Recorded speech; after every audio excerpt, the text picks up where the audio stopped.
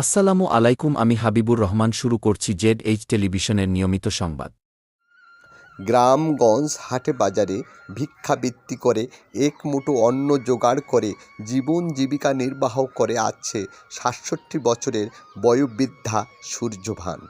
সূর্যভানের স্বামী আব্দুল ছামি বয়সের ভারে এখন আর চলাফেরা করতে পারে না, নেই কোনো আয়ের উপার্জন। একটি খড়ের পলিথিনের ছাউনিতে আশ্রয়স্থল ছিল, সেটাও প্রাকৃতিক দুর্যোগের কারণে ভেঙে গেছে। এখন আশ্রয়স্থল অন্যের বাড়িতে। ভিক্ষাবৃত্তি করে জীবিকা নির্বাহ করা সূর্যভানের ভাগ্যে জুটেনি সরকারের দেয়া বয়স্ক ভাতা। ইউনিয়ন পরিষদের চেয়ারম্যান, মেম্বার ও ইউনো অফিসের দ্বারস্থ হলেও আশার আলো দেখেনি রংপুর জেলার বদরগঞ্জ উপজেলার গোপালপুর ইউনিয়নের কিসমত বসন্তপুর গ্রামের ভিক্ষাবৃত্তি করা ৬৭ বছরের বয়োবৃদ্ধা সূর্যভান। আমার নাম সূর্যভান। স্বামীর নাম আব্দুল স্বামী। আব্দুল স্বামী। হ্যাঁ। এটা গ্রাম কি?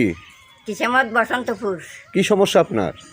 অনেক সমস্যা আছে। মোর জায়গা নাই, জমিন নাই, ঘর নাই, বাড়ি নাই। মোর বয়স্ক ভাতা হয় নাই। বয়স্ক ভাতা হয় নাই? না। কোথাও যান নাই? না, ওই চেয়ারম্যানের কাছে কয়েকদিন গেছি, জামালের কাছে গেছি, চেয়ারম্যান গুরুত্ব দেয় নাই। কেন? জামাল কথাই শোনে না। কেন? ওই চেয়ারম্যানের কাছে কয়েকদিন গেছি, গুরুত্ব দেয় নাই। গুরুত্ব দেয় নাই? না, কাজ করি দেয় না। সি অফিস গেছি কয়েকদিন, ওটিও গুরুত্ব দেয় নাই। গুরুত্ব দেয় নাই? না, জামাল তো আয়ে করে না। কারণ কি কন্ত দেখে? টাকা দিবের পানো হয়, কাট করি দিলে হয়। টাকা নাই আমার, টাকা দিবের পাও না, এজন কাট করি দেয় নাই। আপনি কি করে চলেন? আমি কোনো মতন মানুষের বাড়ি করি মিলি খাই, ইপাক উপাক যাই। আমার কোনো পথ নাই আর। ভিক্ষা করে খান? হ্যাঁ, জল করি খাই। তা আপনি এখানে থাকেন কোথায়?